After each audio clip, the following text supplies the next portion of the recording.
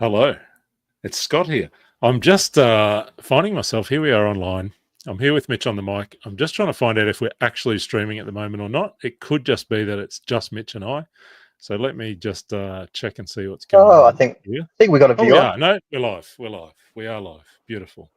Folks, good evening. This is easily the weirdest live stream we've ever done. I'm completely disorganized at home. Mitch is sitting in a car in the middle of a cyclone. Mitch, how are you? How are you doing, mate?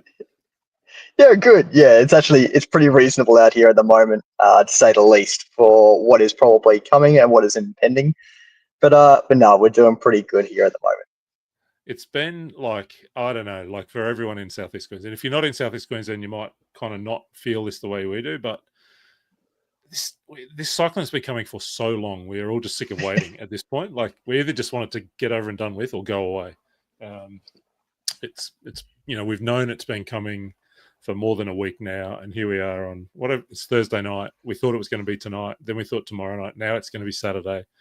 So who knows? So if you've joined us, I can see a couple of people online, and some of you will watch this back later on. You might watch this when you know what's happened with this cyclone. Anyway, we're not here to talk about the cyclone, except to say that if you are in Southeast Queensland, keep your head down. Mitch, if you need to go at any point, because you're not even in your house, you're in a car down the street. Is that right? Yeah, just down the road at the moment, trying to find a little bit extra data. So I'm close enough to home that I feel comfortable. Oh, good. I did say to Mitch earlier we need him to go down to Burleigh and stand on the waterfront with with his rain jacket on, like proper kind of disaster journalism style. But we couldn't quite make that happen. Now, so we just want to say a couple of things about the cyclone, and then we'll forget talking about cyclone. So keep your heads down wherever you are. Particularly big shout out to any RC clubs in Southeast Queensland. We hope facilities wise, everything, like there's obviously driver stands and containers and sheds in all over the place. So, I mean, I'm thinking about Bayside, I'm thinking about Sunny Coast, thinking about Pine Hills, about Brendale, about Chargers, Logan, the Toowoomba guys. I'm sure I'm missing a couple others, but, so for wherever you are in Southeast Queensland, we hope you get through the next few days with nothing more than a case of boredom and not any damage to driver stands. Mitch, now it just occurs to me that you're sitting in a car on the Gold Coast in the middle of a cyclone when you should be in Melbourne. Is that right? That's the story. You should be in Melbourne. Yeah, I was really looking forward to getting down to Melbourne this weekend for the Kilo Invitational. It's an event that I've been looking forward to for the better part, of the last 5 years of race calling. I've luckily actually raced it once, and it probably as expected, which was horrible. But had an absolute blast. The racing that goes on at that event is unmatched, realistically. You have 10 of the best mod drivers, 10 of the best stock drivers, and you race, put them all in together. But then you have races where everyone starts on first one race, second, third, fourth, so on and so forth. So everyone has an even draw. And for the racing side, to be a race caller at that event, I think would be just incredible.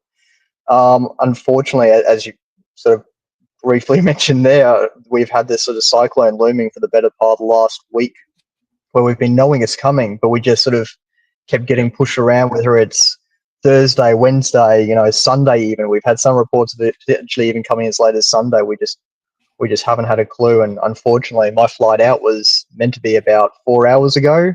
And obviously, I got a text about 5 hours ago from Jetstar finally saying it's been cancelled, even though the Gold Coast airport's been closed for the better part of the last 2 days. So Jetstar was right on the ball with that one. But yeah, unfortunately, it is not looking likely that I'll be there, which is an absolute shame. Like I said, it's on my bucket list of events to race call, and there's a few other events that are really on my bucket list of race calling events. So. What else is on your bucket list? Speaking of Mitch, here's a quick piece of advice from David Norton: have a shave, Mitch. Something to do while you're waiting for the cyclone. Where would you love to call a race? Tell me, give me a couple of examples apart from Dave. Dave, I'm hoping the cyclone actually blows this fake beard off at some point. It hasn't done it yet, but sooner or later, surely the winds will come up and just blow it straight off. International. I definitely like to do a couple of international races. New Zealand, I know I had and still hopefully have the occasional New Zealand event coming up in the sort of semi-nearish future, say next 1 or 2 years with any luck. But definitely bucket list event would be something like a Silver State or at least a race or two over in the US. That definitely would be just mind blowing, I think, to me to see how things run differently over there. I've gotten a race over there, which is incredible in itself. But to do a race calling event over there, I was lucky enough to at Coyote Hobbies, I got to race call a single race, and I think they were pretty stoked with that. I put a bit of an Australian flair onto the end of it for them, put a shrimp on the barbie because they told me to. Even though we never say that over here, but man, they love that as well. So that definitely is high on the bucket list of some that I want to do. So yeah, nice. Folks, let me just give you a little bit of a heads up on where we think this is going to go over the next little bit of a period of time. Who knows whether this will even work out or not, but here's the things we want to do. While Mitch is still here, before the Cyclone drives him back inside, we're going to reflect a little bit on the South Australian 10-scale off-road champs. It was a couple of weeks ago. Then Andrew Salvaggi is going to jump in and join us to kind of preview this weekend. This weekend, there is so much racing on.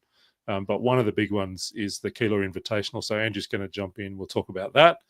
Then we're going to be joined a little bit later by Luis Sola and maybe Andy Cook. We'll see how if we can get them both in to give a little bit of a vintage update, vintage bash later in the year. There's been some dates and announcements.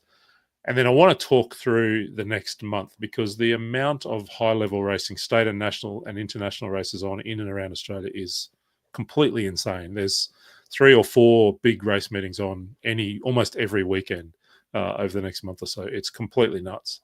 So we'll talk about that. We will talk about what else is on this weekend. Tassie Champs, Touring Car Champs are on down in Hobart. I want to show you some photos of that track. I love that place.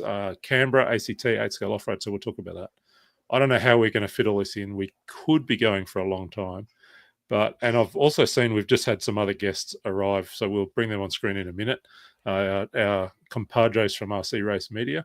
But Mitch, while they get sorted out and we get going here, let's talk about those South Australian champs. You were down there, right? You were down racing South Australian 10th scale in Adelaide and AstroTurf. Like, just tell us a little bit about that event. Yeah, it was probably one of the first and one of the few events I'll actually get to race at this year. So I looked at it from a different perspective. Got to admit, I didn't do much media side of things. I did no race calling, just purely there for having a bit of a bash around. And I went down with the expectation I probably wouldn't enjoy the Astro, and I came away from the event thinking that was incredible, and I can't wait for the Nationals. So Nationals is on there, right? Nationals is on that Astro track. First time ever in Australia. I do believe so. I think it's pretty well locked in. Yeah. But yeah, the elevation of the track was just perfect for what they had there. The size of the track is, once again, perfect in my opinion. Yeah, it's just an awesome time down there. Surprisingly, I've run on carpet a few times in the past, and I've had monumental breakages. Everything from snapped out drives to cars just about snapping in half itself. But I don't think that I had a single breakage the whole weekend. So the track itself was actually very, peaceful on the cars, which was nice. And that in itself was rewarding. It was a rewarding track to sort of start pushing on. You had fairly high grip, but it wasn't above and beyond what you'd hope for in Australian racing, I would say. But it was just a really nice layout for the amount of grip that you had for that track. Yeah. Really well rewarding. I know the Worlds is going to dominate, the conversation here in Australia this year, but I actually am really looking forward to seeing, what a Nationals on Astro looks like. So let's talk a little bit about some of the results. Yep. I'll see if I can. Gee, it's been so long since I've used this. I can't even remember how to do things. Share a screen. Yes. Let's see. Nationals. There we go. Let's see if this works. Look, it does. So there we go. So this is. We'll have a quick look at. We're not going to do this all night. Go into tons of results, but I thought this might be worth a little chat about. Talk to us a little bit about the 2-wheel drive day. Seemed like some pretty cool racing, and good to see one of the South Aussie boys get up for the win in 2-wheel mod. Yeah. No, the racing was great. and it was really anyone's game within the top five. I know, as you can see, Jack McMillan, I think he ends up taking it, but Jared Ment was quick a lot of the time. There was a variety of drivers at any one point probably could have wrapped up the whole weekend. I wouldn't say it was the most stacked field in comparison to, recent events that we've had, obviously the Australian Nationals and the New South Wales state titles. But at the same time, the top 10 was still a very strong field. Young Phoenix was having a good run here and there as well, which was awesome to see. It was a good event all around. Tight racing at the front. That was the biggest thing, and it came down to small mistakes. In two-wheel drive as well, the first triple was pretty tough to get on a consistent level. You had to have that lined up perfectly, get it nice and clean each time. And the top drivers in the top 10, they were doing that pretty damn consistently. But even just the slightest mistake, and we're talking, whilst we were there, we're talking probably 40, 50k an hour winds that were blowing through the track and throwing things around as well, which weren't helping, to say the least. So that was just throwing another little spanner in the works. So any one of the top five drivers that could make it for, say, 15 laps or 10 laps, however many we were doing an awesome job to manage to consistently do that lap after lap. I think I caught that there's an Astro track in New South Wales, maybe Southern Highlands, and I think I saw something about Jared being down there for a bit of a look. Oh, what have we done there? Sorry, that was Jared my bad. being down there. Jared got down there for a bit of a practice. I think I could be wrong about that. But if so, that's paid off. If we stick with the mod guys for a minute, four drive was a little bit of a different lineup. This time Jared did get the win. Jaden Edmonds, first time top qualifying, I think, a 10 scale race, and on the podium. I think that's the first time for him as well on a podium at a 10 scale race. So he's had quite the year. First time running with Schumacher as well, I believe. Yeah. I mean, that's a car that should work on Astro, isn't it? It should do, yeah, for sure. And it looked pretty clean out there for sure. I think it was probably one of the quickest cars of the weekend. I know we got into a couple of tangles here and there. But yeah, once again, it really was anyone's race. Small mistakes or a bad breeze coming through, and it really hurt. So Jared getting the win, Jaden, DDP, Damon, Davis Perry on the podium, and Jack right there as well. And the rest of the top 10, pretty similar. I'm going to do a quick shout out to my good old friend Simon Camilleri, who still keeps doing the business. Good to see him in the final there. I hope to catch up with him sometime this year. We've not actually physically been in the same place for, 30 years or something. It's been a long time, but good to see Simon still kicking around. One of awesome family as well. Guys. Yeah, cool. Yeah, really cool family. In stock, I can't. Where are we? So two-wheel drive. There's a few names here that I'm not familiar with, so I'm guessing I haven't been down to an event in South Oz for quite a while. So there's lots of people I haven't met from down there. But so Martin, do you know Martin, one of the local kind of crew? Yeah, I got to admit, I didn't recognize a lot of the names myself in stock. So I know obviously young Spud was down there and he had a good run, but it was tight at the top three as well. The top three seemed to break away. I know Dan Collier was pretty close to some points as well. He wasn't too far, off the lead pack a lot of the time. Probably I think he struggled a little bit in qualifying, which probably hampered him a little bit. He looked like he had the overall pace, but yeah, I got to admit, I'm not a huge, I wouldn't have a huge amount of a clue on all of the top drivers in stock for this event. It's all good. It's all good. The upshot of it. Oh, look! And if we look over the short course truck, who's that on the top of the pile, Mitch? Just adding a trophy, mate. The champ. The upshot of all of that is. There you go. Short course down there was a ton of fun. I know I bang on about short course, but it is the most fun class. You cannot have any more fun than short course. And for anyone that was there at the event and watching the actual racing between myself and Rob Maycock, and also Scotty Giles. Was it Scotty Giles? Yeah, Scotty Giles. Gilsey. Man, that was, I'm sure, I think majority of people came away from each one of the short course A mains and said that was the best race I've ever seen. Me and Scotty Giles banging wheels for about a lap and a half in A1, and then the same with me and Rob Maycock in the second one. It was just awesome fun. more people need to do short course and stadium truck for that matter, but definitely short course. The upshot of all of that is I think it was a really good event from what I could tell, at least. And Nationals looks like it's there in, I think it's November or late October or something this year. So that's really big. First ever Australian champs on Astro, something to look forward to. There's some guys that have got some Astro experience. There's a few of the Vic guys went over, a few from New South Wales and a bunch from Queensland. So there'll be some people that, if they make it to the Nationals, that have got a little bit of experience on the turf. Dan Collar saying the A1 battle in short course was epic. And Nathan Marsh, the SCT, was brilliant viewing. I'm going to add another face to the stage right now. Mr. Tony Firth, how you doing, Tony? Doing great, thank you. Where are you, Mitch? We're in the Airbnb. I'm on my way. I'm driving down. Are you coming? We always save the best room for Mitch. He always gets. He's always here last, so he gets like the worst bedroom of the lot. Yeah, I'm doing good. Just Matt and I just drove down today from Sydney. Had a really good run.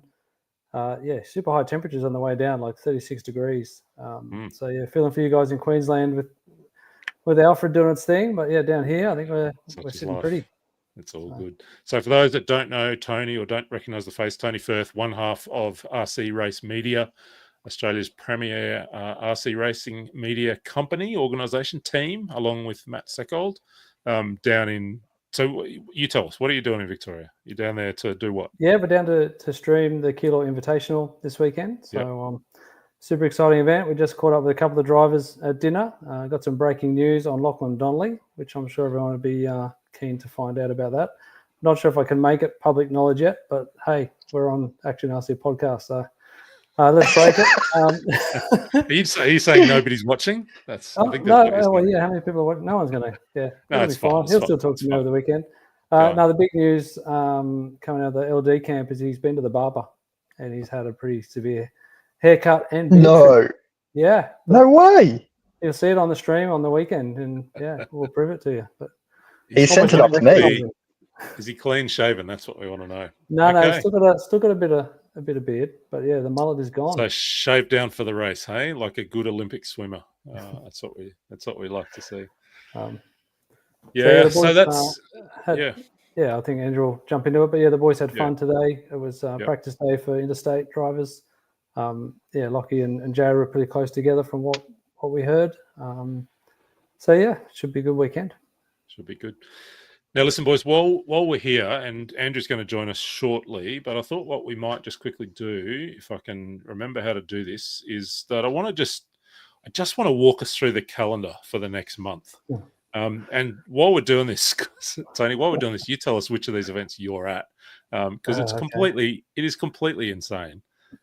So if we head over to our favourite website, rcracedate.com, for those of you who've never been on this website, this is the place to get every race meeting, links to Facebook, to event websites, to scoring, to live streaming. It's all here. So anything you want to do in Australia and a little bit around the region, rcracedate.com. That's the plug. Can I jump in quickly with just another little bit of functionality from that? So that's different event lists. So you're on the list with all events, but if you're just after EP on road, you can just go in and look at just the EP on road events.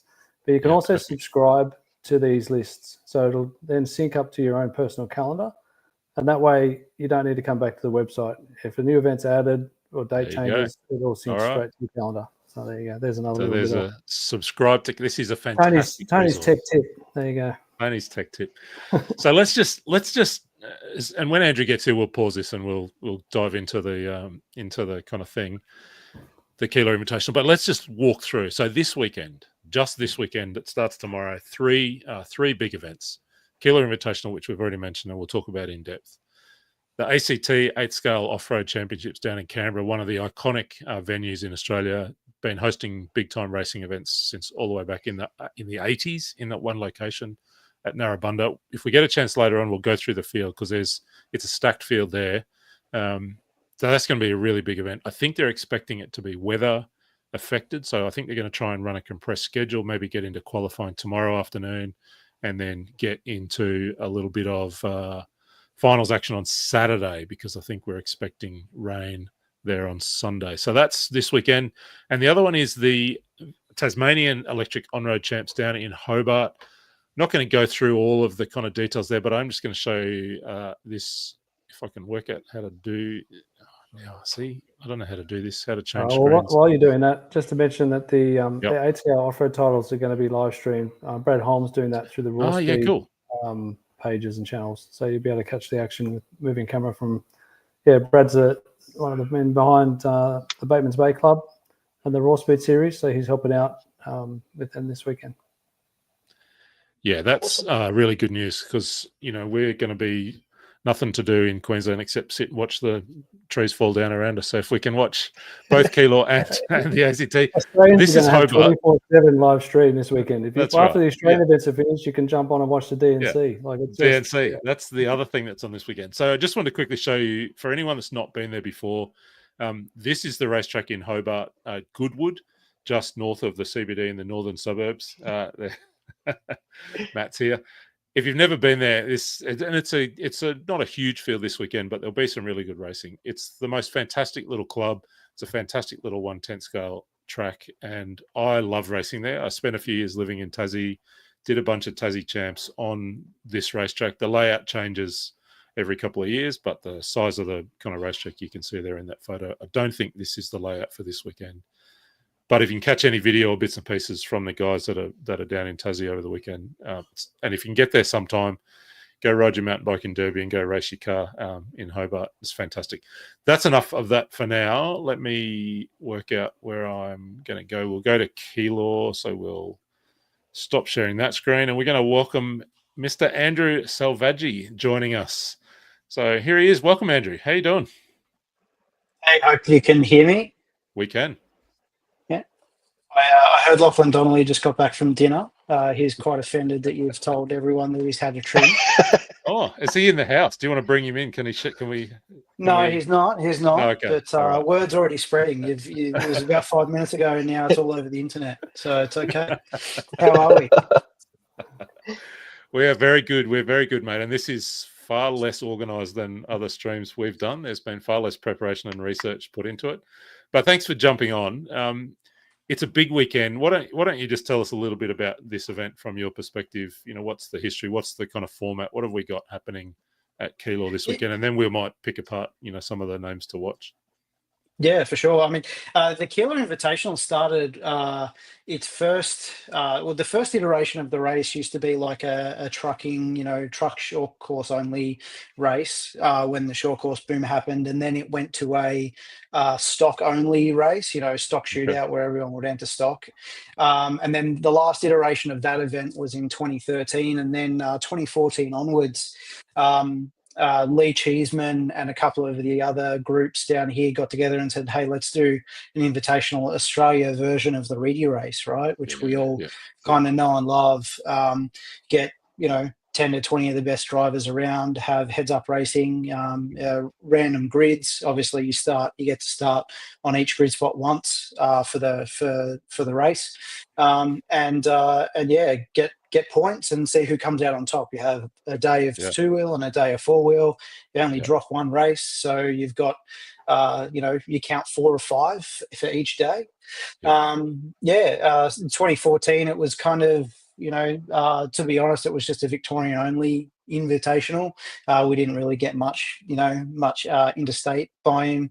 But slowly over time it grew. And then I think 2017 we had 20 invitational drivers. We had McBride, Josh Payne, Ari. We had if you went to the Nationals last year, it was pretty much the top 20 of that event we had all down here. And so the event's just kind of gone on leaps and bounds. Unfortunately, COVID kind of put it off for a couple of years or a few years for us down here in Melbourne. Last year they started it back up again, and we're off to the races again this weekend for some heads up racing. The interstate presence is already here. They get half a day of practice. As opposed to the locals. We don't get on the track. All of the locals here have actually haven't been on the track for a couple of weeks now. So then we all hit the track tomorrow for practice, and then Saturday, Sundays. I think we've got 2-wheel then 4-wheel. Yeah. We do a stock and a modified invite field, so it's going to be pretty good. Did you get down to the track today to have a look at how practice was running for those interstate guys? I did. I went down. I've been to the track twice today. I had to work as well. So yeah, I got down there, made sure everyone got comfortable, and to see how the track is looking. And then head back towards the end of the day. So I got to see everyone set up and kind of find their feet, and then I got to see how fast people were at the end of the day, which was quite good. Yeah, and any headline eye-opening times from any of those guys this afternoon? Oh, I mean, it has to be said that the quality of the field from the interstate team is exceptional. They're already turning laps, within probably half a second of the fastest laps I've seen the locals do. The local fast guys. So, well, rightfully so. Donnelly, Ment, Edmonds, McMillan, that Sturdy, they're all up to speed already. The local advantage, even though the track layout really hasn't changed much, they've moved a lot of the curbs, which has kind of changed the feel and speed of the track. So it's now a little bit more open. You can ride the curbs, so the lap times have increased. And they've freshly oiled it, so the grip's probably about 1,000% higher than it was 2 weeks ago. So the field's kind of been neutralised a fair amount, but the guys we see here on screen, or the non-Victorian guys, were out there today, just pretty much turning laps that would win them, put them in the top 3 at a club day. Yeah. This is a stacked field too, isn't it? Like, I think it's 9 out of the top 10 in the country. Maybe Ari Barkler's the only one who's kind of well entrenched in that top 10 who's not there in terms of mod.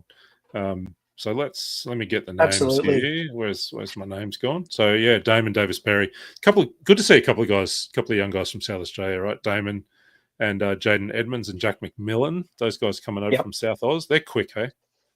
Absolutely quick, and there is a criteria for the race. I think it's probably not well known, but essentially, if you finish in the top 3 at a nationals, or if you win a state title, you automatically get an invite to the race. So throughout, even through last year, I know.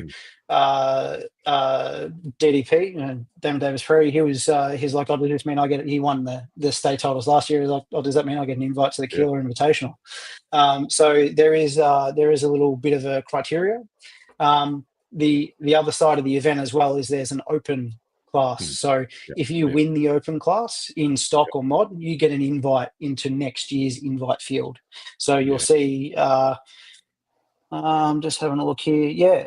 Ray Monday, isn't it? Ray Monday. The guy that's won the event 3 or 4 times. So just he'll be just fine. Absolutely. He's no rookie. I mean, I'm going to ask you this question because it's the perfect question to ask you. You're the perfect guy to ask this question of.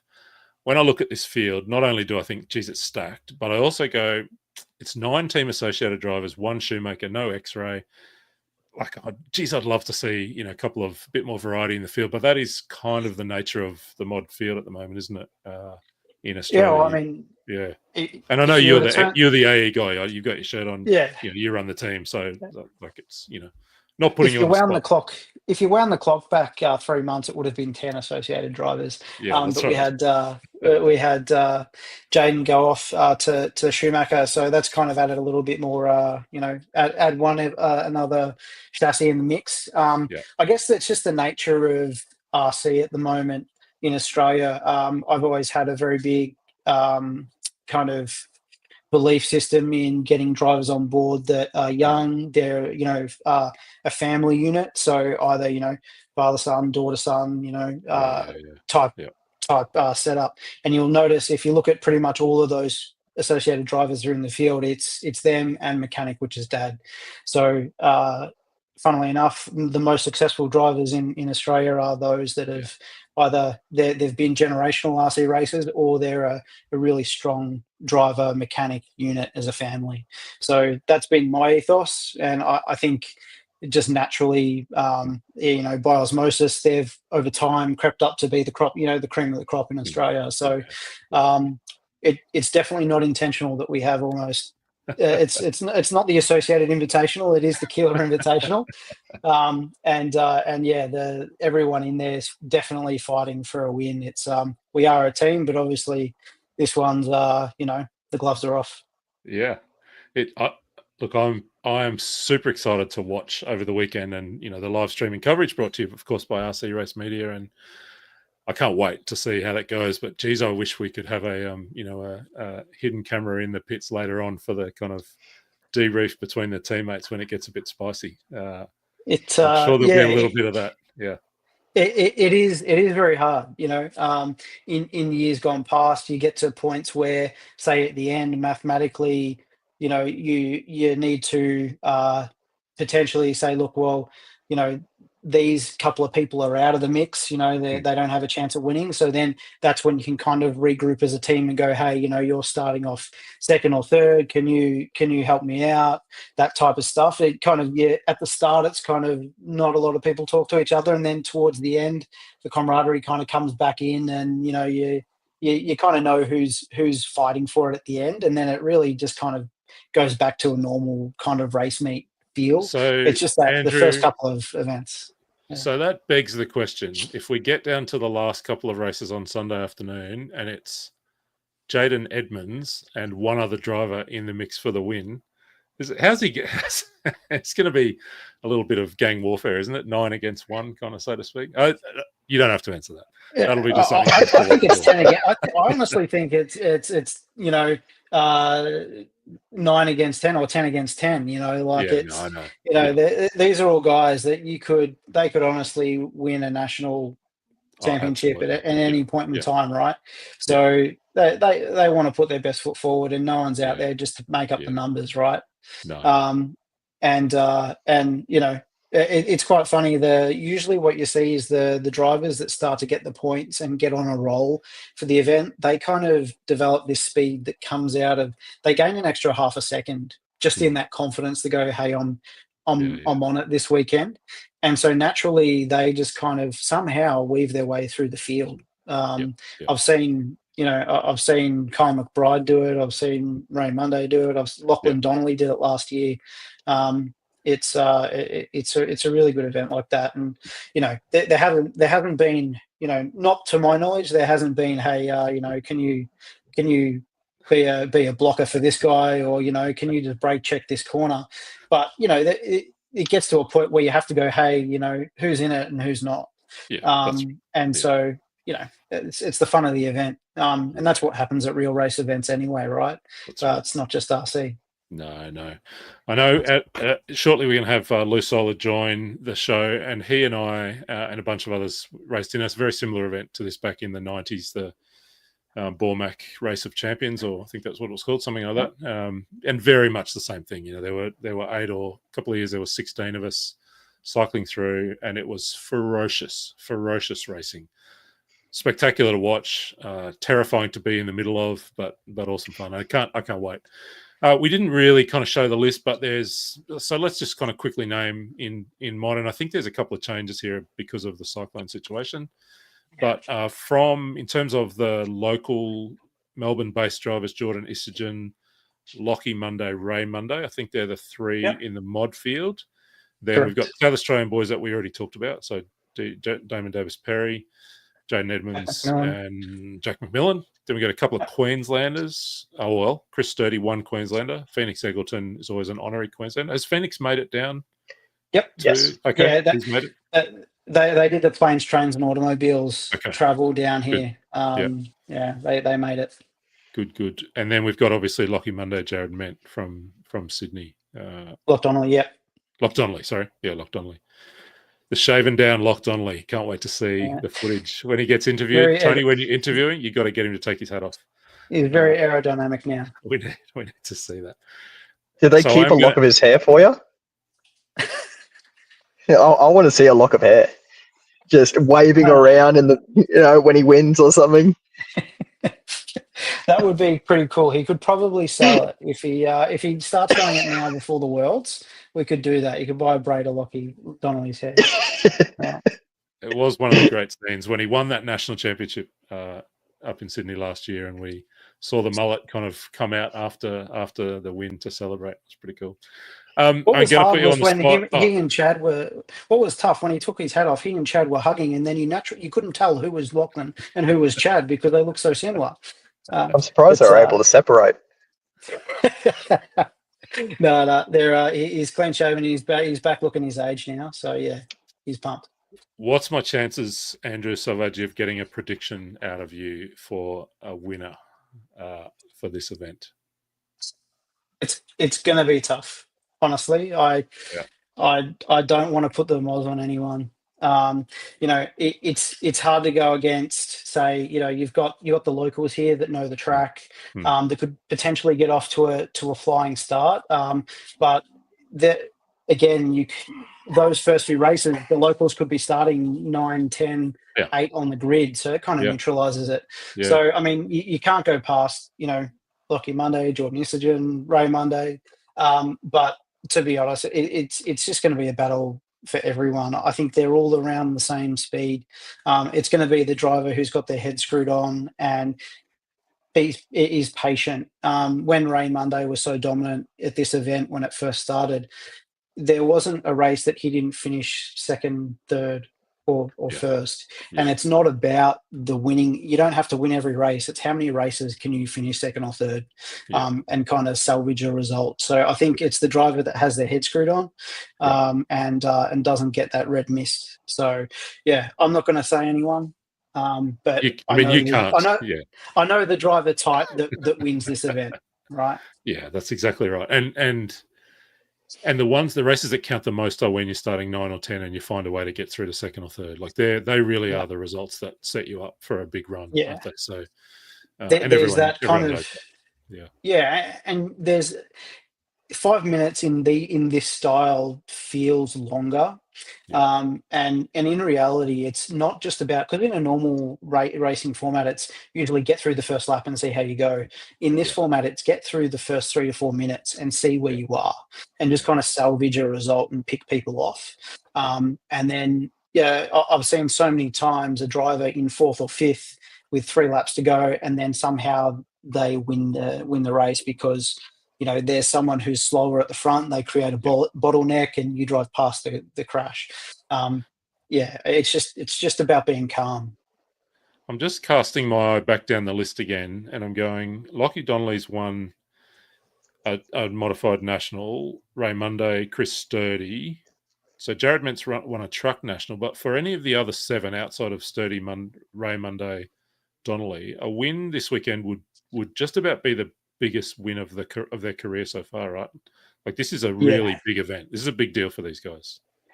Absolutely. And if anything, it's it can mean more than a national in a sense that you don't have the disfortune or fortune of qualifying. So you have to be on it. And there is no, it is about speed and who is the best on that day. Yeah. Let's talk a little bit about the stock. There's a stock invite as well. So if we, you tell us a little bit about stock field. And there's been a couple of changes in this class, hasn't there? While I put this list back up on the screen. There has been. There is a good interstate flavour coming down from New South Wales, which is good. We've got a few guys coming over from South Australia. There's slightly more Victorians in this one, but we have guys like Lockie Williams. He won 4-wheel drive at South Australia, which I think you were talking about just before. He's come off that win. Nathaniel White, obviously a main finalist at the Nationals last year. We've got Justin O'Connell, who finished 2nd at the Nationals last year. Simon McHugh, who's a local favourite. He won the Victorian titles at Knox last year. And then Jordan Hunting's come in as a last minute to fill in for #Old Man Paul Mason, who's stuck up there with Mitch. And then we've got Scott Hill from Hills, and then local and A main finalists at the Nationals, Dan Collar. Yeah. So this in itself really, if you're to look at it, you're really missing Brad Verco and you're missing Michael Stone, and that's the Nationals again. To be honest, it's a fairly stacked field. It's a great field, and some of those races, are going to be every bit as good as the mod invite races, aren't they? How are you doing? How's your preparation been? How are you coming into this one? How are you feeling about the weekend yourself from your own racing perspective? I'm feeling really good. I haven't raced since the Nationals. So I think I got to the track today, and the guys asked me last time I drove at Keilor, and I said, before the Nats last year. So I'm actually feeling really well. I've been a bit unwell lately, so I haven't had the opportunity to get to the track. So I've had brand new cars built, ready to go, kind of anxiously waiting. So for me, I'm excited to just get back to the track, to be honest. My prep's going kind of well. I'm doing, it's getting serious when you're getting out the, your alignment and setup station. I never use this stuff, but I'm, that's how anxious I am. So my prep's still going. If you look at my bench at the moment, it's kind of chaos, but it looks all right. You can't see it. We should in that case let you go shortly to get on with building race cars. You're going to get some practice tomorrow, or are you going in cold on Saturday? Yes, I am going to get some practice tomorrow. I've got the fortune of my sister getting married tomorrow, so I only get. I'm going to be there for 3 hours, so I've got 9 till 12, and then I've got to get home, suit up, and go to a wedding. So I'll have just enough practice. Just enough practice. Just to remember which way the track goes. Question, Andrew. Go. Mitch. Sorry, Andrew. I've heard a fair bit of talk out of a couple of interstate drivers that the grip level's a lot higher than they were expecting. Is that sort of what's coming out of the locals there? And what sort of changes are you doing and other locals doing to suit that? Really good question. Yes, the grip is significantly higher than what people have experienced here for a while. We do run a canola oil track, so very similar to some of the 8-scale tracks up in Queensland. But we've got a type of clay here that when you just oil it and a few weeks later, it gets that tacky that your shoes stick to the track. If you haven't got your laces tied, your shoes come off. So the grip is actually higher than, I was talking to the modified boys today, and they're saying it's higher than the US tracks that they've been to and competed on, and they call that high grip. I think Jared Ment was saying it's, comparable or even higher than, say, carpet, type grip at the moment. So the guys have had to do things like, in two-wheel drive, put gear diffs in, go up in roll bars, things like that you would think it's not something you do for an outdoor off-road dirt track. But this is what they're doing. They've got it's that high grip that you have to run the cars really low, but there's also bumps as well. So trying to get a car that handles and grips like a touring car, but then can also go over a jump. It's been a big challenge for the interstate guys today. So they're going through that setup minefield at the moment. But they'll get there. I'm going to just want to bring Tony back in. So Tony's just kind of quietly sitting off having dinner, having spent the day in the car today. But Tony, just can you give us a quick rundown on what we can expect coverage-wise over the course of the weekend? Are we doing anything tomorrow? Are we live, right throughout the weekend? What's the scene look like? Yeah, we'll be live on Saturday and Sunday. So tomorrow is our setup day. Mm-hmm. We'll do a bit of pre-recorded stuff, get some highlight footage ready for the intros, do a track walk is the plan tomorrow afternoon with a couple of drivers. So that'll be out for everyone to watch on the socials. But yeah, Saturday, Sunday, the mainstream, full moving camera, all the track cams, all the usual post-race interviews, walkabouts, all the usual stuff that we love to annoy people with. Nice, very nice. Have you done this race before? Have you guys done this race previous years? No, or is this your first time at Keilor? First time down here, yeah. Okay. In previous years, the coverage has been me with my mobile phone doing live streams on the associated page. So I'm very grateful that this is the first year that we've done the invite that I've not had to go and video the races. So thank you for coming. You're welcome to come and jump on the camera. I'm sure Matt would love a break. No. You can't help yourself to follow. I've watched plenty of those videos you've done, Andrew, and you've done a fantastic job to kind of show off the racing. I'm really excited about this one. I think we're going to let Andrew go and get on with building a race car. All the best for practice tomorrow and the wedding. Congrats to the sister. I think you said it was your sister. And we look forward to seeing you on track on Saturday when the coverage kicks into high gear. Cannot wait. Super excited to see what's going to go on over the weekend. All the best. Excited here as well, and I'll see everyone online over the weekend. And yeah, if you're down in Melbourne and not racing, come and have a look. And if you're in estate or stuck at home, tune into the live stream. We better not lose power due to this cyclone. That's all I'm saying. That'd be terrible. All right. So that's Andrew. That's Andrew Savaggi joining us for a tour through this weekend's Keilor Invitational. Just before Andrew joined us, we were saying also the Tasmanian on-road, electric on-road champs. Have you ever raced in Tassie, Mitch? I went down for the off-road Tassie titles once, and that was awesome. 10 scale. It was, 10 scale off-road. It was snowing about 100 meters above where we were, and it rained everywhere else. It was freezing cold. There was probably cyclonic winds majority of the time, and I loved it. It was awesome. Yeah.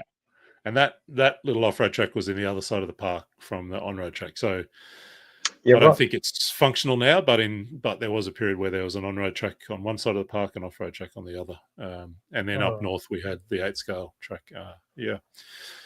So that's this weekend. ACT champs, let me just do a quick run through. We're about to bring Luis Sola in, but I just want to do a quick run through ACT champs for a minute because that's on this weekend.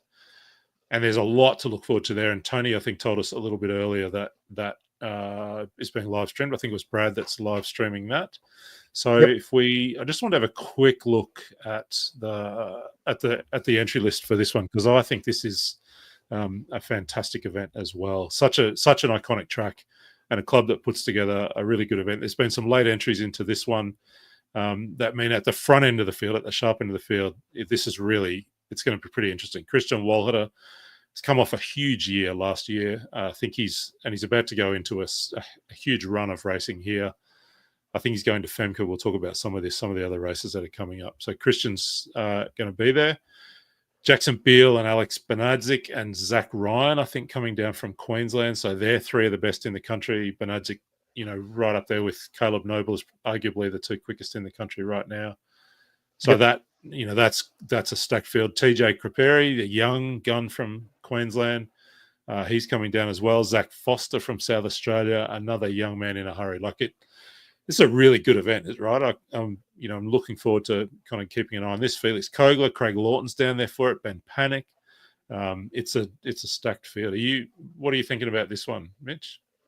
Yeah, it looks strong. I didn't actually realize how many drivers were going down there. I've been a little bit out of date when it comes to this event and a couple other events with everything that's going on, but it's good to see Alex is making a trip down there, and obviously Jackson Beale and his TJ as well from Queensland. Hopefully they all got down there. And is it this weekend as well? It is this weekend. So I know Alex Benadzik's already made it down. I don't know for sure about the Beals. I think Ty was on here a little bit earlier. So I'm not sure he and Zach whether they've got there already or what the story is. With any luck, they all got down there and all safely, and they have a great time. But yeah, that's an awesome field for estate titles and for being so far away from quite a few places. To be fair, that is an awesome lineup. Yeah, so hopefully those guys have a good weekend, and hopefully it's awesome. I have no doubt. Yeah. Felix Kogler, Felix is another, one of the New South Wales names that's going pretty well at the moment. Peter Seckold, good to see Pete down there in a rare 8-scale appearance. There we go. So comment there coming through from Ty Beale that Jacko got down there Wednesday. Unfortunately, Ty stuck in Brisbane. So hopefully there's pit crew arrangements in place. And James Creperi is giving us a thumbs up, which tells us that TJ made it down as well.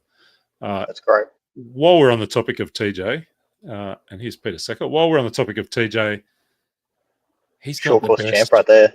Short course champ, but the best practice track. I'm saying in Australia, the track that they have on the farm under the shed is something pretty amazing. If you grab a hold of Jackson Beale's Facebook page, and you'll see some footage. Jacko was out there practicing a couple of weeks ago.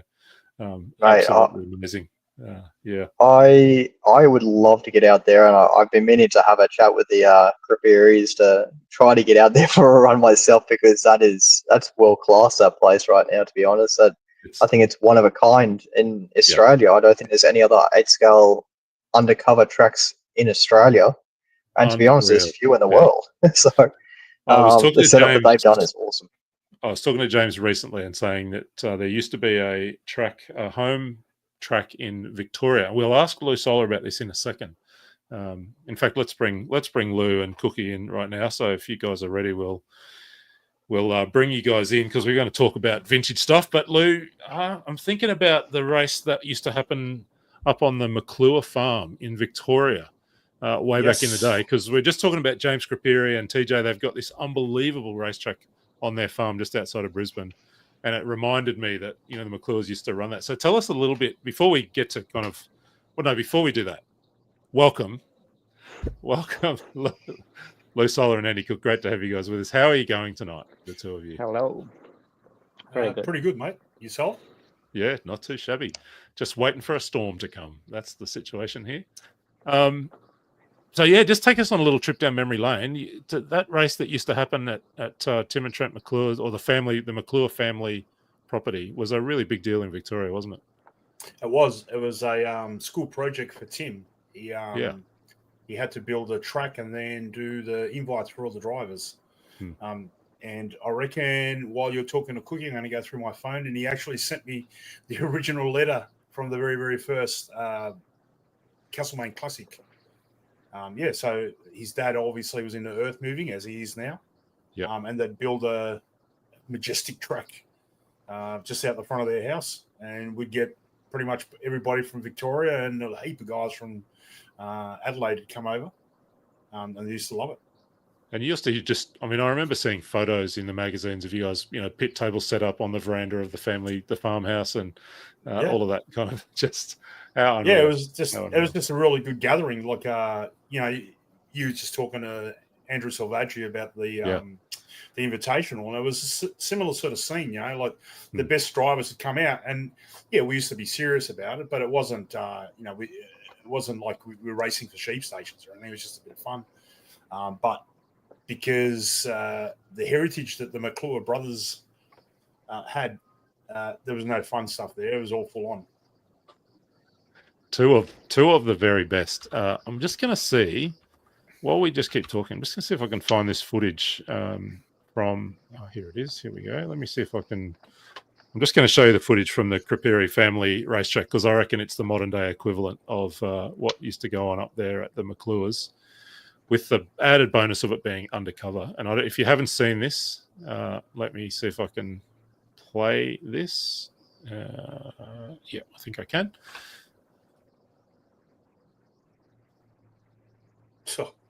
Have a look at this racetrack. Like, it is it's a phenomenal racetrack, and and it's it's no wonder TJ is a young man on a rise in a hurry, and we'll talk a little bit about Asian Buggy Champs later on. He's going to be over there. He's down at ACT Champs this weekend.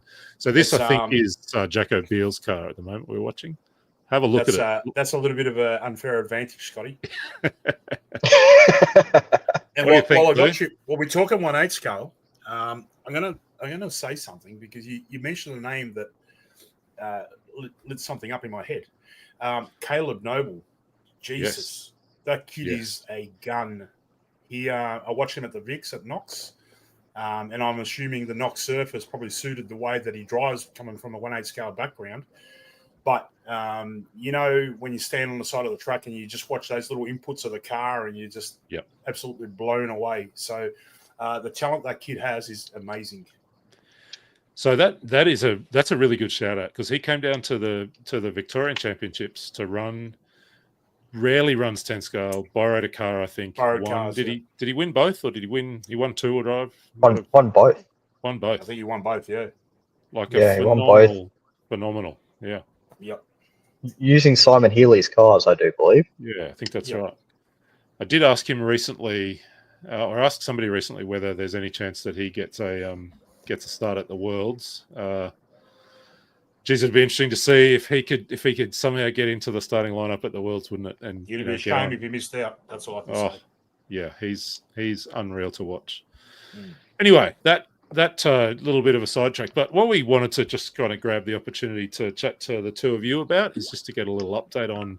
Of course, you are most famous in the modern day for your involvement in the Vintage Bash. We're up to Vintage Bash 4 this year, later on in the year, end of October, start of November. So Lou, why don't you, or whichever, Lou, Cookie, I don't know which one, but talk us through what we're looking at. Andrew for doesn't this year's say event. anything, so Andrew. It's his turn to just Righto, open up. Righto, Cookie. Give us the update on where we're at for Vintage Bash 4. What's the story? Yes, as you said, end of October, start of November, so pretty much the same dates this year. Yeah. Was at the 30th to the 2nd, just before the Melbourne Cup long weekend. And we've got some things are the same, some things we're changing up a bit this year. So, trying to keep the good things that work well. Got the truck class, of course. Yeah. And then a bit of revision, bit of amalgamation of some of the other classes. So probably go through that in a bit more detail soon, if you want. And the excitement seems to be not dropping off since the VB3 last year. And we've got a lot of internationals that have already said they're either coming or strongly thinking about it. So looking like there being quite a few more this year. So, I mean, quite a few more. We were already well over 300 last year, weren't we? So, I mean, this... Oh, total entries. Yeah. Yeah, that was it. That was the biggest RC car event in Australia ever. At the 355, let's say, mark around about. So that was pretty amazing. And we had the 500 plus cars, vintage cars laid out around the whole track. Did a full lap of the track side by side. So it was pretty awesome shots. So I want to ask you about this. What's the situation? What is the situation here? We've got something pretty special happening this year that we're doing as a bit of a throwback to 1989 Worlds. So what's the situation? Talk us through this particular feature of the event. Yes. So as you said, 1989 was the third World Championships and the first in Australia for off-road buggies. And this year's we've got 36-year anniversary with the Worlds coming back to Australia. Not quite St. Ives, but very close. Just down the road. Yeah. So what we're thinking is to recreate the A final grid from that 1989 Tour Drive World Championships. So all 10 cars we're recreating, so creating pretty much replicas of them. So of course I've been doing the Masami cars, of course, the last few years. So we're rather stupidly expanding on that idea a little bit and going to recreate the 10 cars, which that means we need 10 drivers and probably more than 10 drivers. So we're planning to not just create the replicas, but have some actual races. So like a reenactment as such. Excellent. And so we'll probably try and have at least three races during the weekend of the bash, and we'll mix up the drivers as well. So we're taking any applications if people are interested to have a wheel. So potentially up to maybe 30 people, or however it works out. So we can get somebody driving the Mike Dunn car there. That's the one. That's the one. Checkers. Yeah. So so that's kind of the plan there. So it should be pretty good spectacle, we think. It is. I mean, it's an extraordinary undertaking for you guys to kind of recreate all those cars. But I can't wait to stand trackside and watch and see and maybe grab the microphone and talk a little bit about what's going on, and to be looking at those cars that we're doing hot lapping St. Ives right back in 1989. It's going to be something pretty cool. Imagine when you grab the transmitter. Which one to drive though, Luke? Because in those days I was running an RC10, and then I started running a Losi, and then later on Shoemaker. So I don't know. We'll have to. You came to your senses for a short period of time, Scotty, and then you let yourself down. I did end up in running Losi again, Lou, later on as well. So not always a Shoemaker man. Lou, I'm going to grab you for this bit of it. What is this thing on the screen? And tell us what this has to do with the Vintage Bash. Okay, well, it's not vintage at all. but it's possibly the best thing to come out of Tamiya, in my opinion, in the last, God knows how many years, right? This is the Tamiya Hornet Evo. Now, it's not vintage, not vintage by a long shot. It's got current suspension on it. But if you have the car and you look at it and you start going through it all, and you actually look at the body shell, the chassis, it's a Hornet that we all wanted back in the day, and it's super affordable. So myself, I'm probably a little older than the majority of the kids here, like the one that's in this screen over here. But in the early 80s, if you got a Hornet, you had something special, right? But it was always crap, and it didn't matter what you did, it was always crap.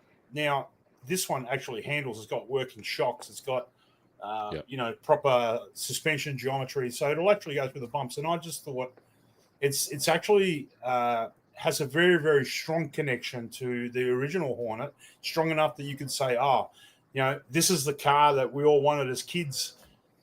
And because it's so cheap, I just thought it'd be great to do a bit of a novelty race. So we had for the first batch, we had the wheelie class, which was quite cool. But now for this one, we're going to do something with the Hornet Evo. So we made it really, really simple. This is something else that I've got. If you flick through the pictures, Sonny, I actually have a Solar Speed. I don't know what I've done wrong with the photos. I can't quite make it work. Yeah, there you go. Click on that blue one. Yeah. Maybe if you go left and right, you may be able to get something. No, it's not working the way I'm getting the screen. Okay. Yeah, that's all right. It's all good. Anyway, so we're going to do a little bit of a race. Maybe on the dirt track and maybe on a grass track. We never know. Yeah. This is something that we're sort of working in the background. Yeah. Yes. Yeah. But how fun would that be? No mods. Just the only thing you can change on the car is the servo saver. That's it. Perfect. And however many there are, they're all in the one race, all 30. Yeah. That's what I want to say. Possibly, yeah. I mean, there's talk at the moment. We've seen some pretty cool stuff, and every year we try to do something a little different. So one of the cool things that we saw is a Japanese event where they did like a parade lap, and it's like 150 cars. So I guess if we could have 500 cars around the track, maybe we could have 100 going around the track at the same time. Who's marshalling? Blue group quick. Don't worry about the marshalling. Don't crash. So where are we up to? Standing. Your dates are announced. Some of those special features are announced. When people are booking accommodation and travel already. I've seen people from across the country and across the world saying they're coming. When and where do people kind of enter and get all the rest of the details around classes? Nothing yet, because we're still debating on how to accommodate for these extra classes and races and everything like that.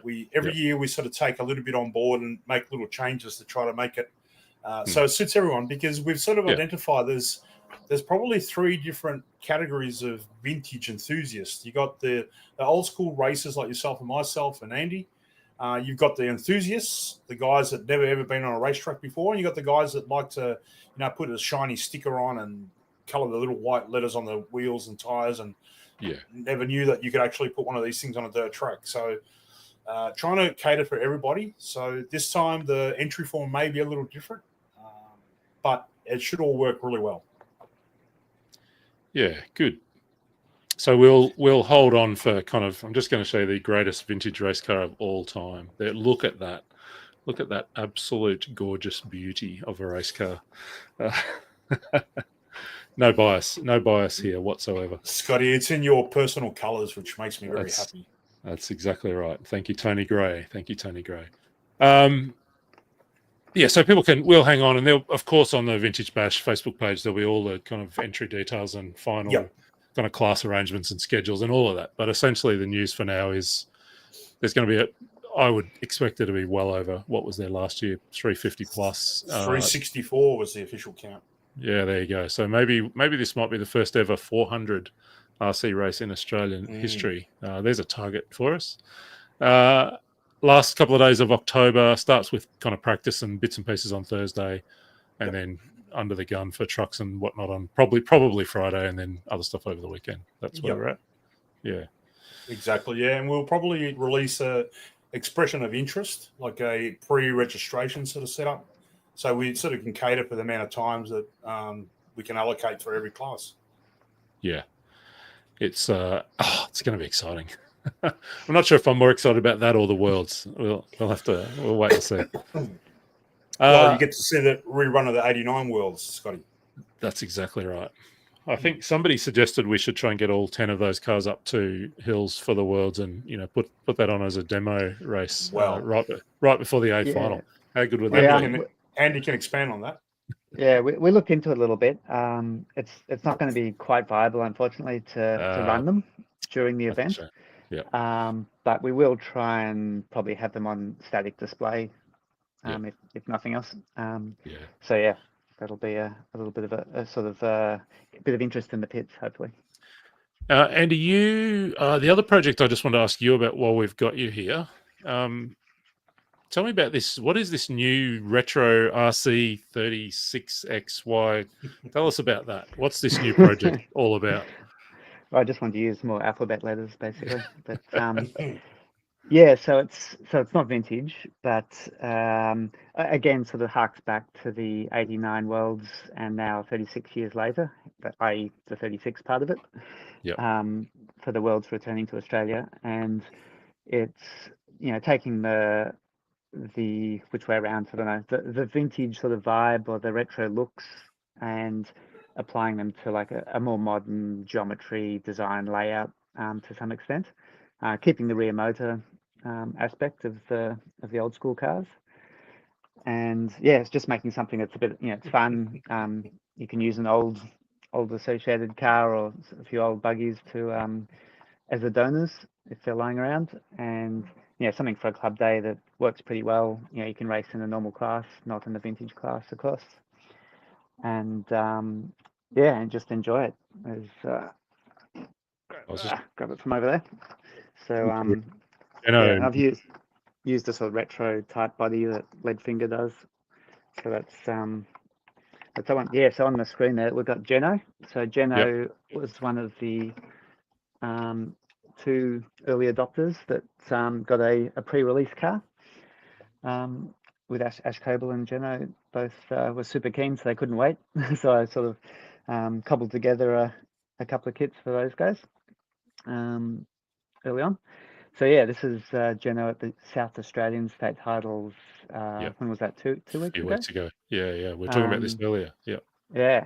Yep. So he had almost got cleaned up.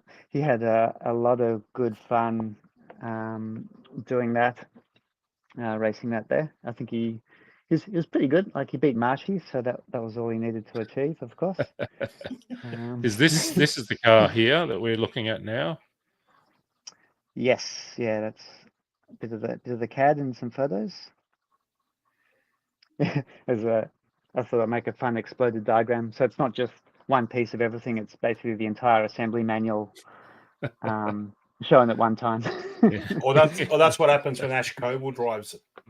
Yeah, that's the deconstructed version. But that's the thing there, right? So it's a retro style. Yeah, so I tried to keep the white Not a modern plastics, car. an RC10 look. So the green fiberglass and the white plastics and the carbon fiber. All the similar, basically the same or similar materials used on the Masami cars that I've been doing. All the same stuff, just slightly different shapes.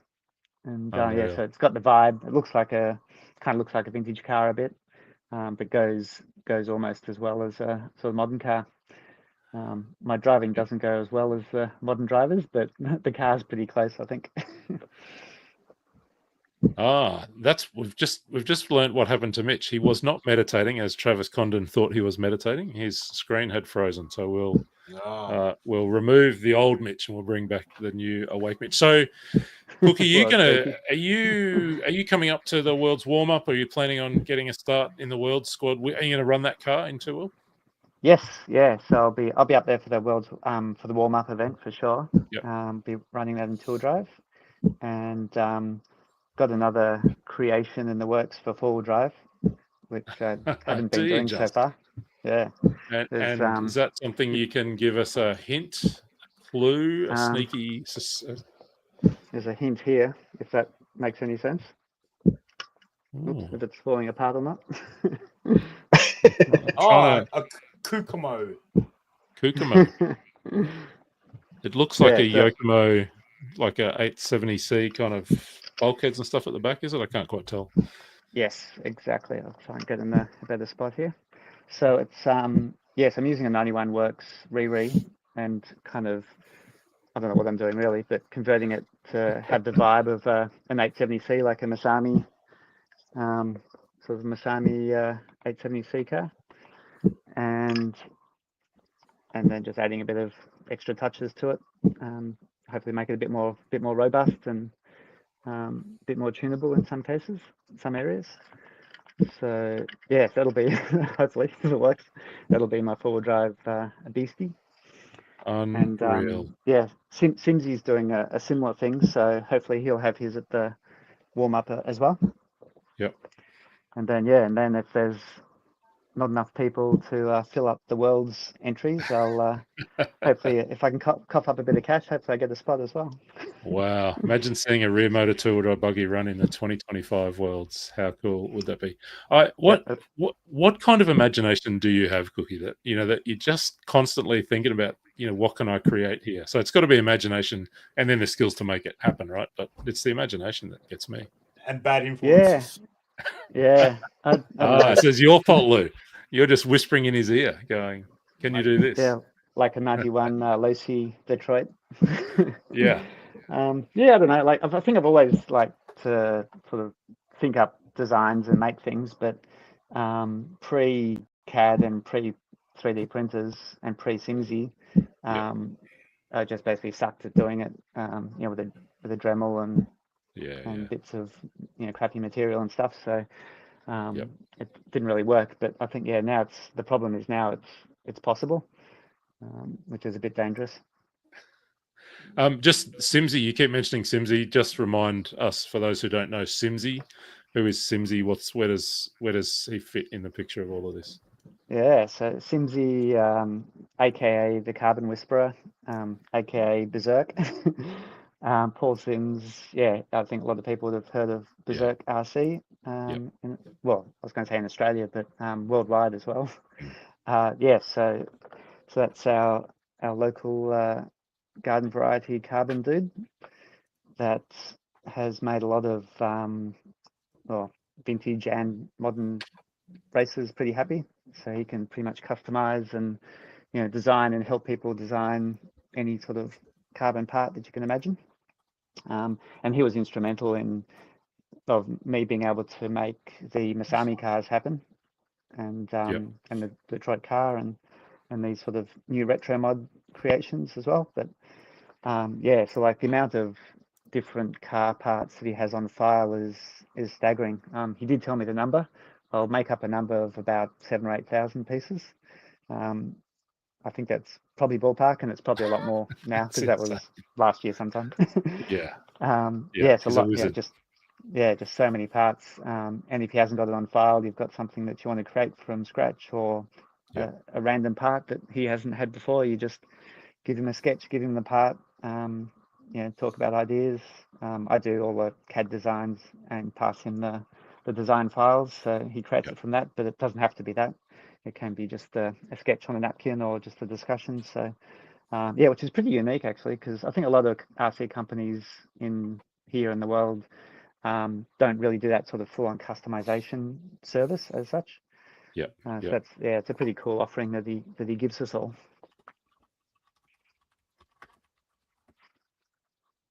It's kind of cool that there is this. So this is, it's probably a good moment to just detour slightly sideways to just reference RC Maker. That's RC Maker, Ryan Maker is part of a growing industry in Australia, and there's all this capability, this manufacturing. Of course, released their own touring car chassis, the first proper complete race car to come out of Australia, maybe ever, but certainly since a long time ago. They went over to TITC recently. You're a part of that. What has kind of been an emerging industry over the last few years. That's pretty cool, right? Yeah, it's really just suddenly exploded, I guess you could say. It's probably been simmering for, I don't know, 5-10 years, but really in the last what, 3 or 4 years, it's kind of, or maybe a bit more than that, it's really been more feasible and viable. You can get the carbon, as we're saying, you can get CNCing done. A lot of, was it Taiwan and China companies do it as well. So yeah, it's quite interesting at this time, and all all the CAD technology that we've got access to for free or cheap, and the power of it's just accelerated immensely in the last probably less than 10 years, really in the last 5 maybe.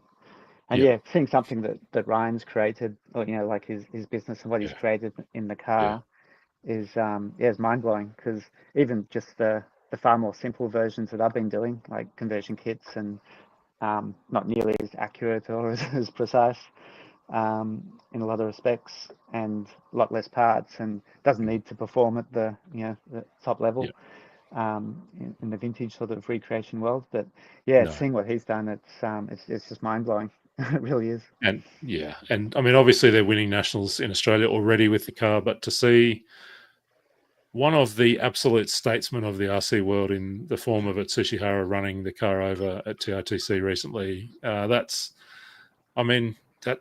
guy is amazing, Hara. But to see Hara running that car of Ryan's is something pretty cool, isn't it? Yeah. And talking of Hara, there's a pretty good chance that if you attend the Vintage Bash 4 this year, you might see him not running the SP1, but you might see him running. Oh, was that just an announcement? Is that the first time we've? It's a definite maybe. Call it what you like, Scotty. Yeah. I'm calling it a world exclusively. That's what I'm calling it. Definitely world exclusive. Yeah. He is. Exclusive. He came almost out of semi-retirement to, this is Atsushi Hara we're talking about, to run at the Philippine Masters last May, and he was such an extraordinary figure around the event, and he's been really back running full on since then. Did the Touring Car Worlds, did a bunch of other stuff. He's been running in Europe, he's been running all over the place, and he's become this iconic. I mean, he always was, he was one of the greats, but he's become this iconic figure, and he's come back, and he's fast, and he's competitive, and it's any event that he is at it's just very cool to kind of get to hang out with him. Yeah, it's amazing how he's got back into it. And he's into the vintage scene as well.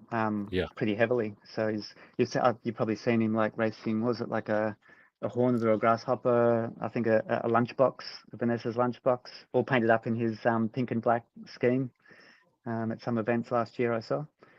And so he's pretty mad keen for it. Coming out with hopefully some of his Pine Beach friends as well. So that'll be pretty amazing if that happens. It's so cool that someone like him might be here. We've seen just explode over the last few years. There's some really big events in the US this year. Vintage Bash 4 is going to be one of the standout highlights in a year that is packed with amazing races, and you two guys have been right at the heart of that. I feel like this night's going to get out of hand, so I'm going to let you guys go in a sec. But before we do, Mitch, anything you want to check in with these gentlemen, these fine gentlemen? No, I don't have anything more to add, man. I've been watching the Vintage Bash from afar for the last few years, and I've been loving its progression. I'm really hopeful to get down there one year if I can squeeze a bit of time off of work with Dom. I'm sure he wouldn't mind me coming down as well. So we'll see what we can do. Maybe this year, but I'd say it's somewhat unlikely with all the other events going on. But maybe next year, I think it's probably a little bit higher likelihood. So. Most excellent. Well, he's been down and loved it, so he should. There's no reason why he shouldn't give you. Yeah.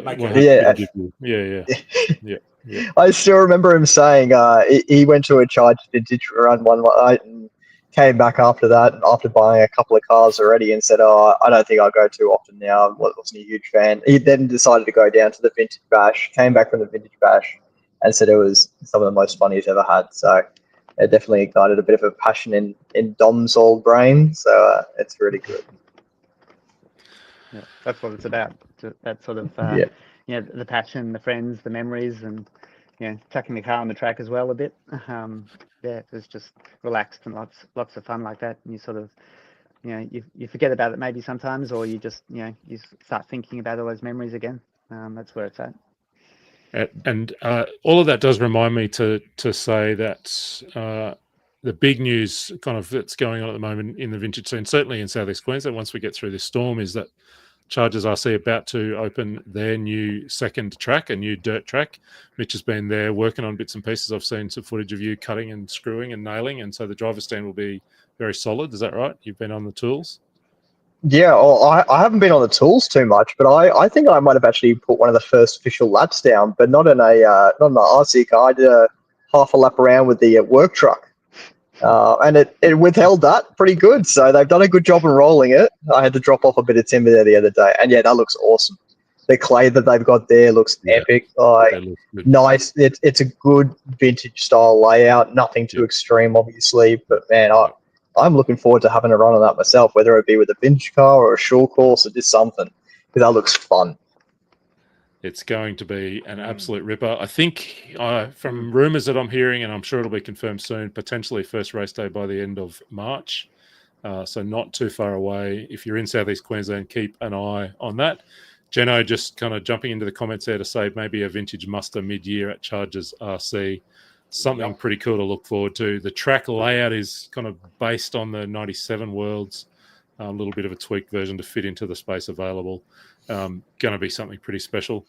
Cookie, Lou, I reckon we might let you guys go because I've just managed to track down Jared Ment, who I reckon is going to come back and join us in a bit of a second to have a little bit of a chat with us. Is he growing a beard? Well, we're going to find out. We're going to find out who's doing what. I don't think you can. But great to have a chat with you. Cookie, we'll see you at the World's Warm-Up. Lou, are you going to come up and run the World's Warm-Up? That'd be awesome.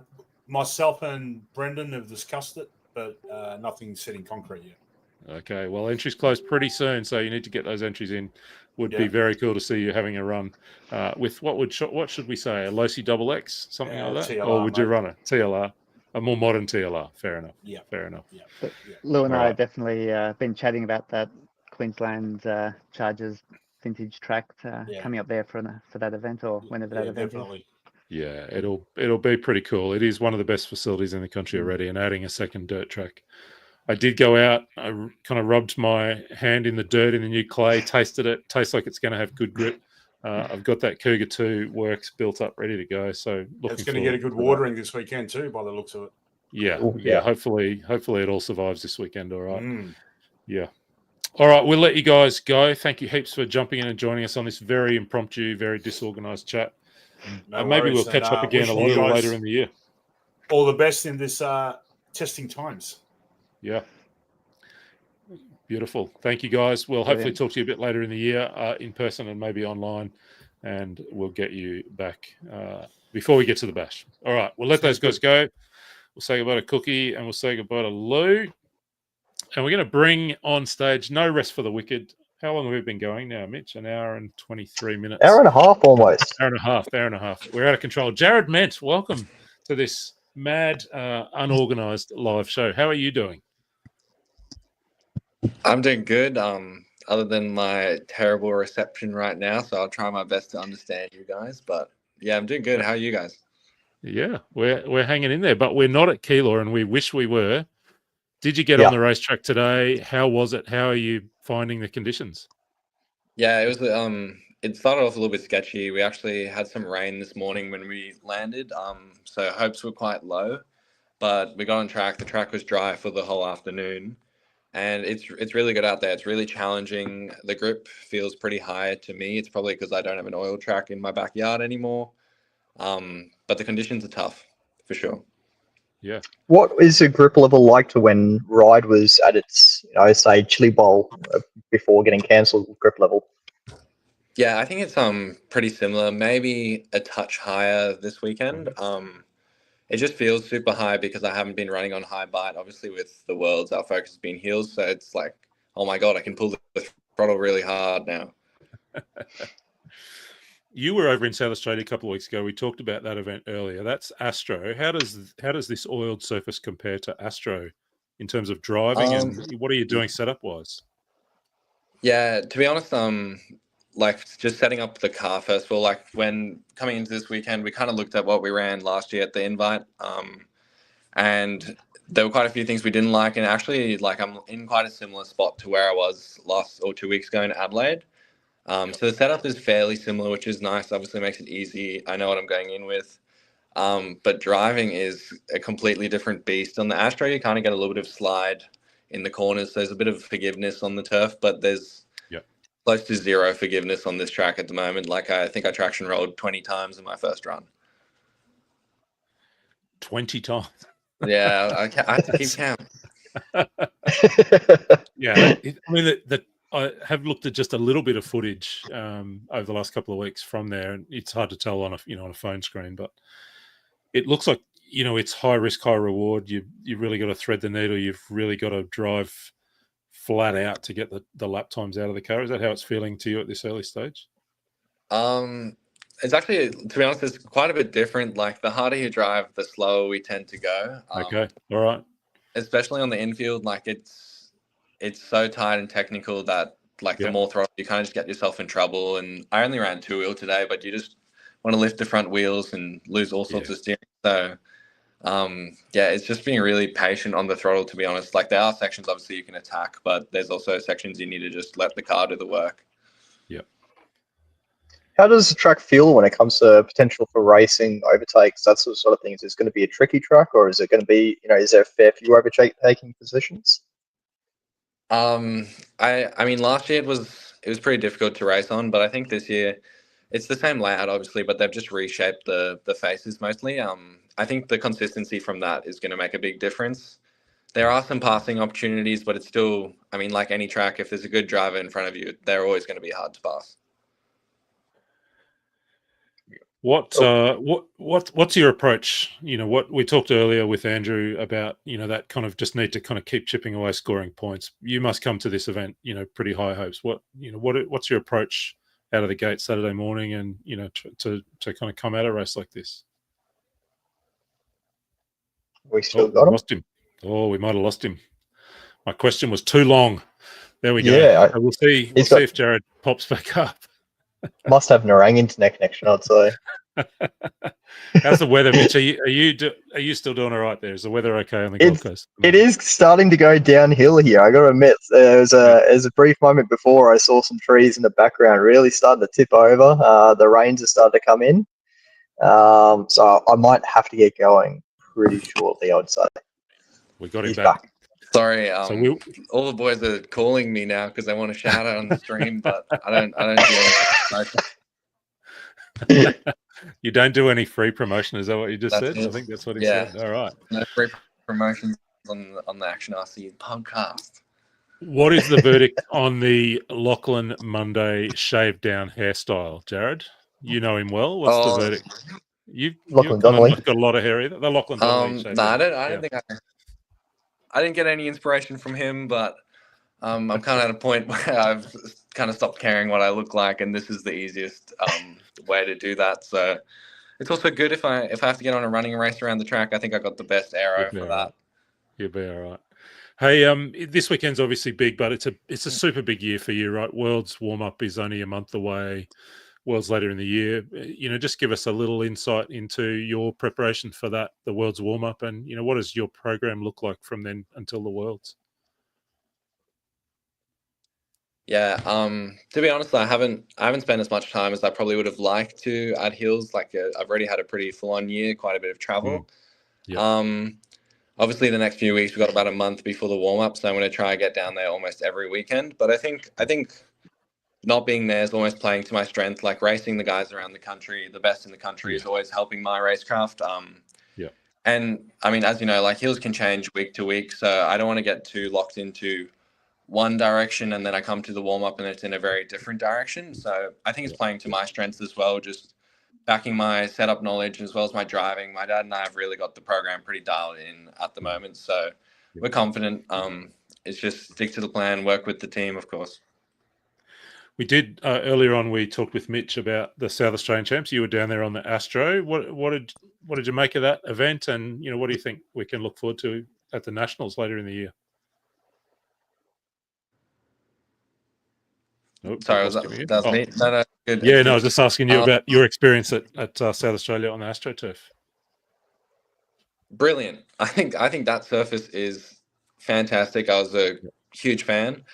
We have a track about an hour and a half out of Sydney that's also Astro. I went there to just try and see what it's like, but it was wet, so I didn't actually get any practice there. But yeah, I was really impressed with the South Australian crew. They put on a great event this time by, and I think the surface there's so much to look forward to on that surface. The racing is great.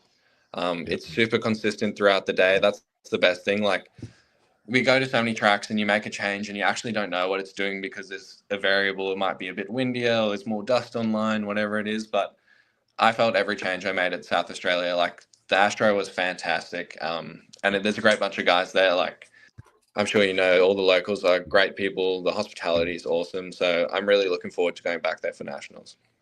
Yeah.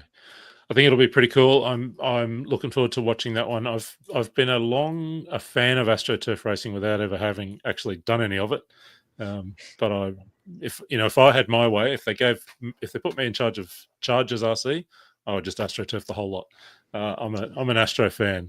That just got me out of ever being on the committee at Chargers. That's but I think the Nationals will be good. Jared, we're going to let you go. You've got a lot of prep to do for tomorrow. All the best for the weekend. You must be super excited about it. Thanks, guys. Yeah, there's a lot to look forward to. We've still got a day of practice, of course, but I'm really, really excited. I mean, this event's one of my favorite on the calendar every year. Watching the open guys battle out with something on the line is super special, and obviously being a part of the invite is even more special. So, yeah, we've got a lot to look forward to this weekend. Well, all the very best. Can't wait to see you and all the crew go at it, and then looking forward to seeing you and the crew go at it again in Sydney in a month's time for the World's warm-up. Such a huge year for you, mate. All the very best. Look forward to seeing what you can do on the racetrack this year. We'll let you go. We'll let Jared go. And thanks Mitch, again, guys. And for all the guys in Queensland, beautiful. Thank you, Jared. Just wishing everyone all the best for those that are in the storm. Speaking of being in the storm, Mitch, do you need to go? Do we need to let you go? You've sat in the car in the wind and the rain. Yes, I better do a runner. My partner's actually sitting at home now, so I'm sure she's probably not stoked with me being here. Just to touch on that as well. Another big stay safe for everyone in Southeast Queensland, Northeast New South Wales. It's not just the wind over the next 2 days. We're talking a mountain of rain.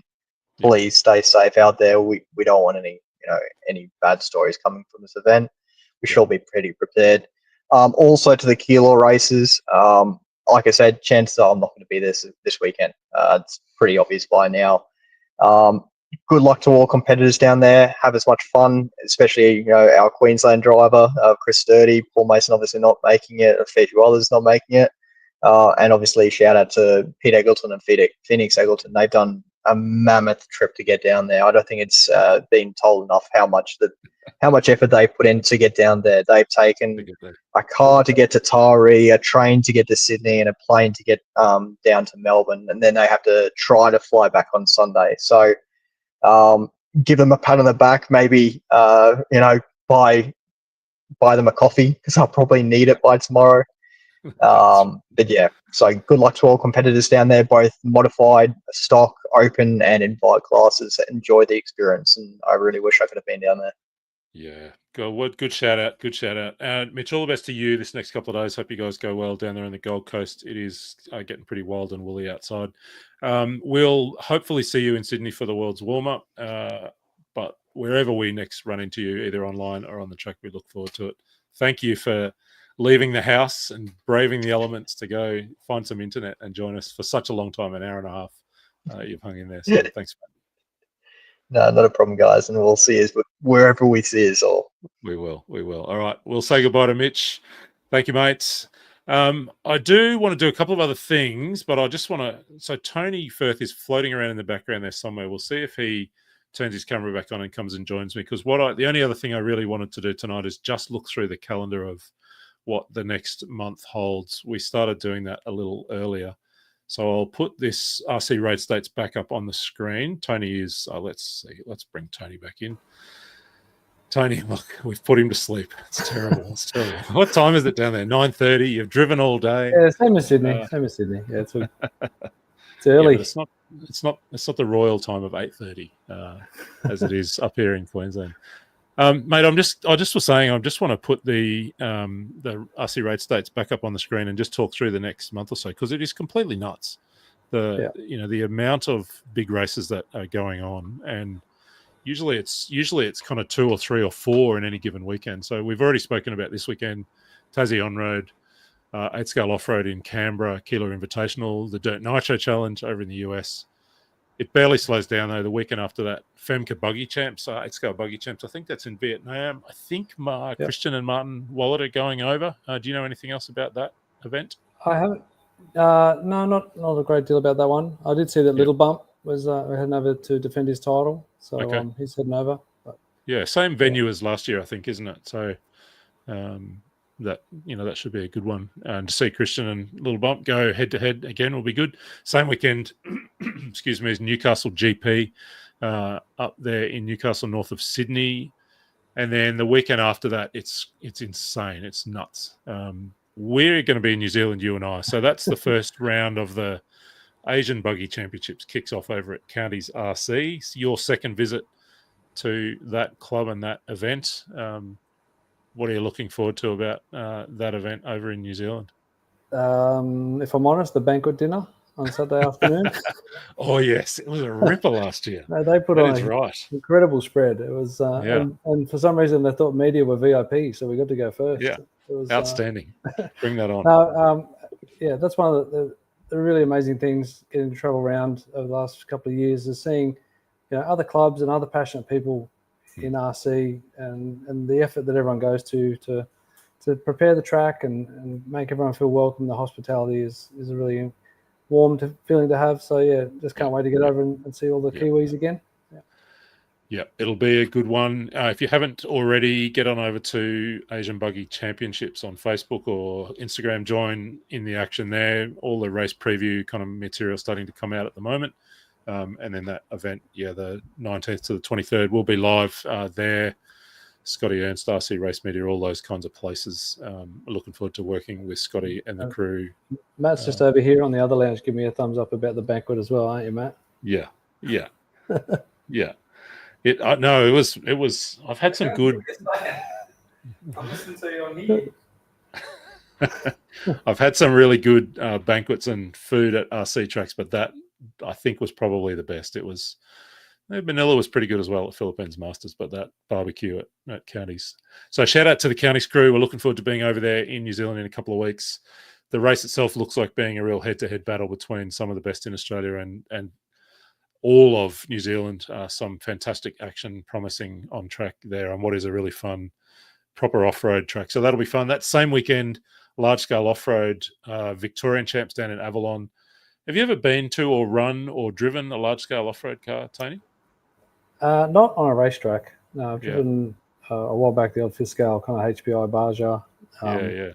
In a mate's backyard. Heap of fun. But I've been out to the track at the Model Park in Sydney. Yep.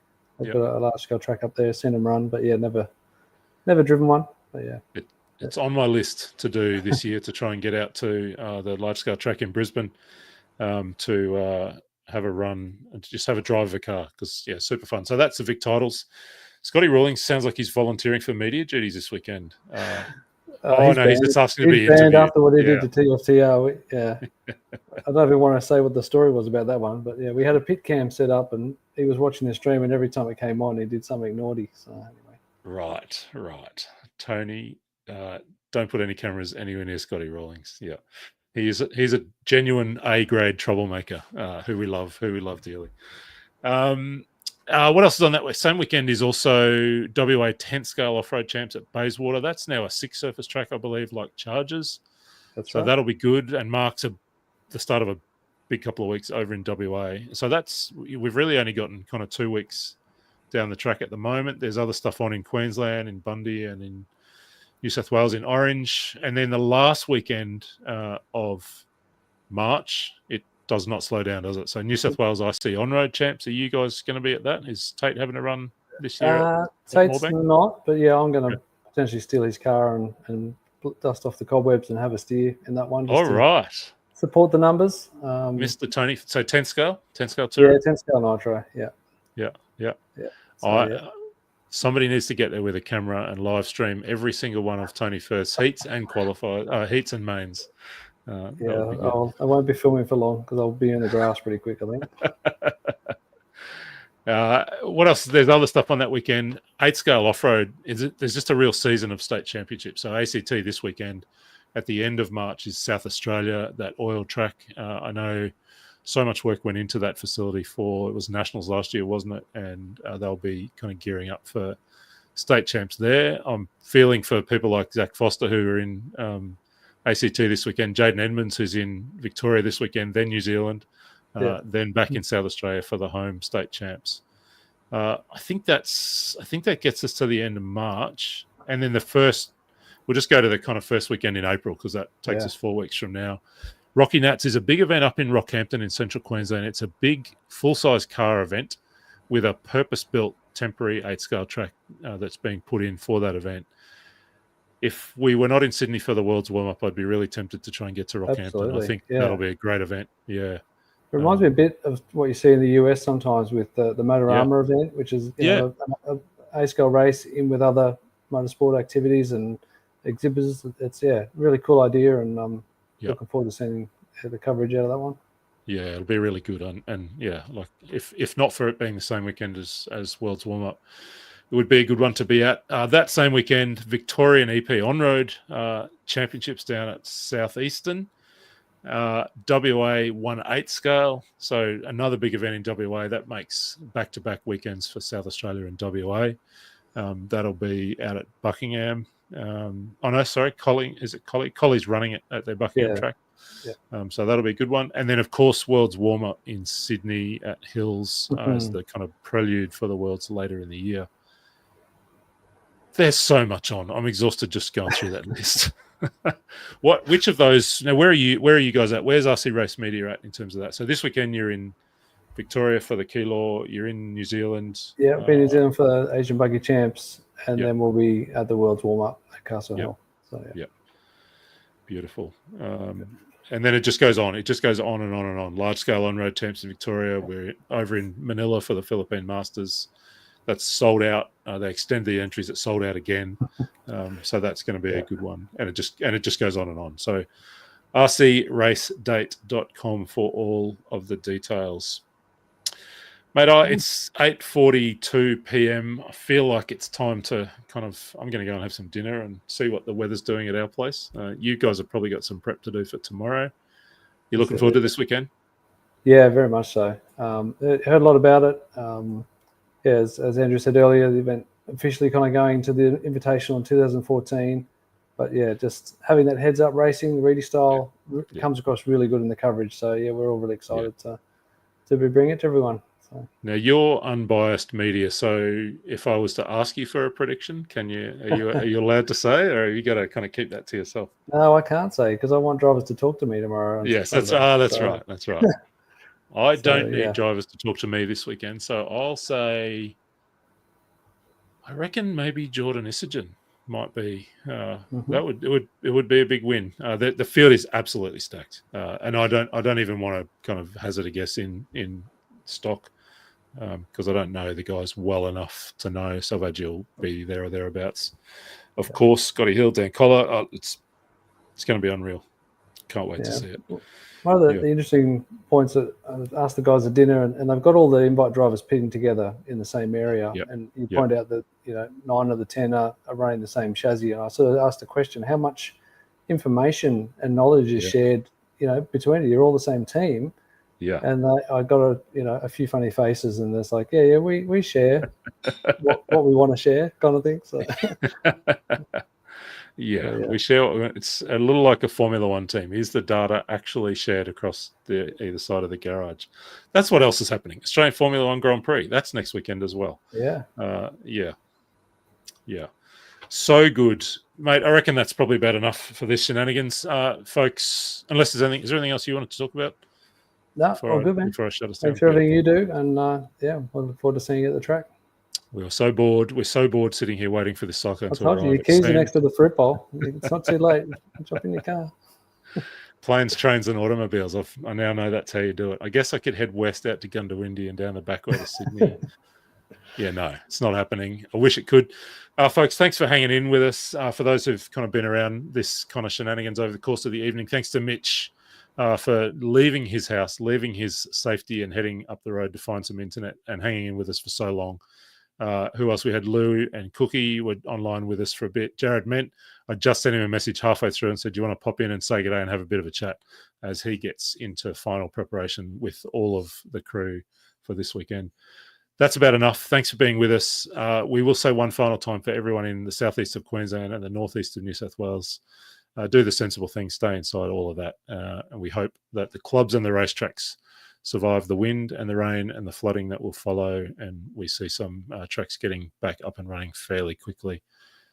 That's about enough for it for now. Enjoy the events that are going to be covered live this weekend. Keilor, of course, ACT 8 scale.